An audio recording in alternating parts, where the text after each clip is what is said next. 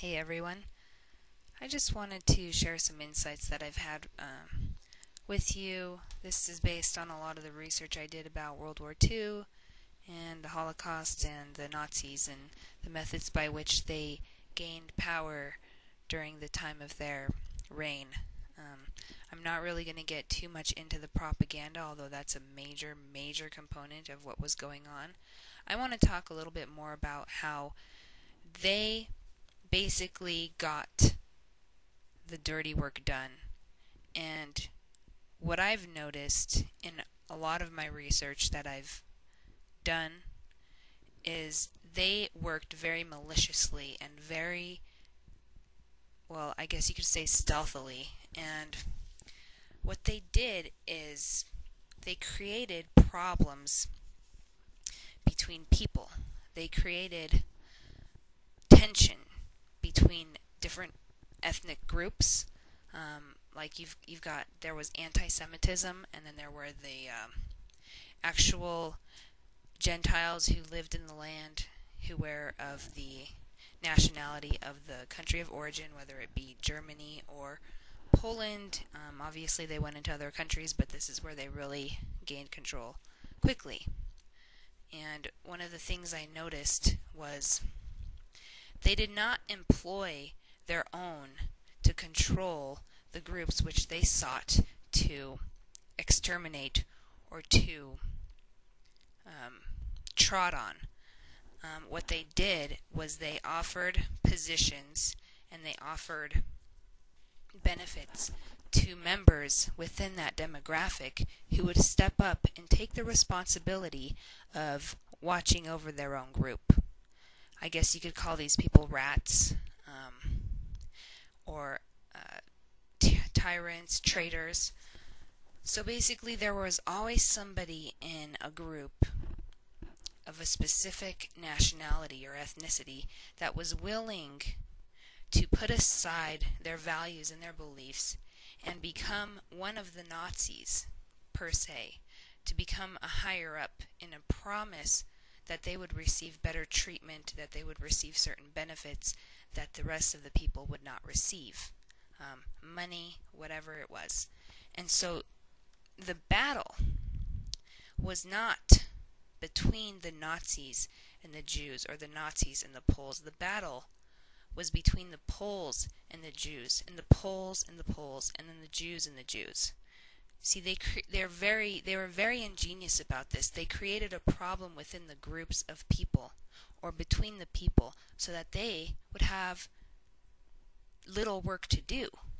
Because eventually what happened is people betrayed each other and did their dirty work for them. Okay? So you're wondering why this is important. Why does this matter? It matters because if you don't agree to buy these false issues that are being created in order to disenfranchise our efforts as a collective unit, then we can possibly stick together on it.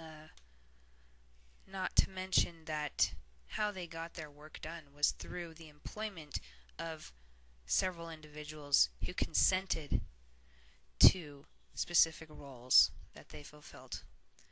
And an example of this would be the individuals who had the job of putting the bodies in the crematoriums. Those people could have refused, and they would have been shot. And then they would have just picked up another person to do it. But what if every single person refused to do what they asked? They would have probably not been able to accomplish what they accomplished. What if those people refused to get on the train? They would have had to shoot them all right there. They wouldn't have had enough bullets for that. And I always run this scenario through my mind. Why did they consent? Why didn't they rise up against the Nazis? There were several instances when they could have overtaken these people. I understand that they had guns. I understand they had semi-automatic weapons. And that it would have been very difficult. But if you think about the vast numbers of people involved in the equation, it wouldn't have been too difficult to overrun these people. Even if the first, layer of people got shot. If everyone ran en masse towards the gunman, what's he going to do? He's only going to have enough bullets to kill so many people. And people are afraid of death. I can understand that. But if you're in a concentration camp and you're working for these Nazis, you're helping them in the war effort. You're killing your own. By default, you're allowing them to continue to do what they're doing. If you're working in the crematorium, you're allowing them to have productivity. Why would you agree to do that?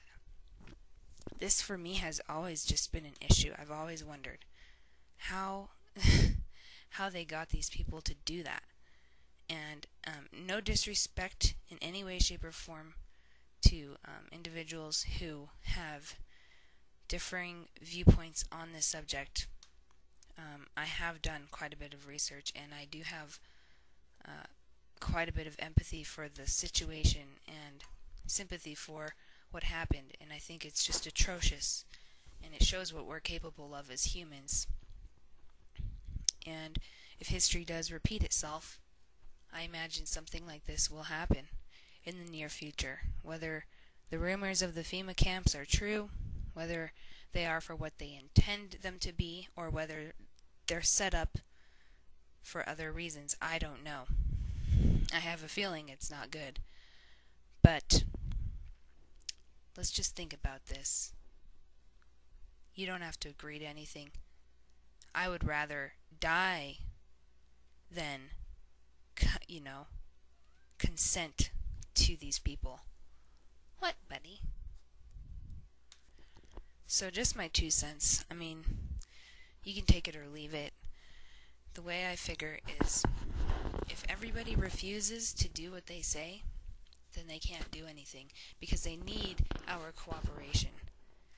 And there are going to be plenty of people who are going to be more than willing to oblige. I know that for a fact. History has shown that to us. But we do not have to be those people. And without our assistance, they may not be able to pull it off, because the Nazis needed the Jews to help them. The Nazis needed the Poles to help them. Who do you think the barracks, who do you think ran the barracks, who do you think was in charge of the ghetto? I mean, I was even watching Schindler's List yesterday, and the Krakow ghetto, who was registering all the people? It was the Jews. Members of their own demographic. Who was policing the people? It was their own Jewish people. I mean, yeah, they had the soldiers and everything too. They were reinforcement. But it's really, if you think about it, it's really smart and conniving. And I hope that the majority of the American people will not fall for this. But considering, it's very feasible. So, just wanted to share my thoughts. Something I've been thinking about. Alright, take care.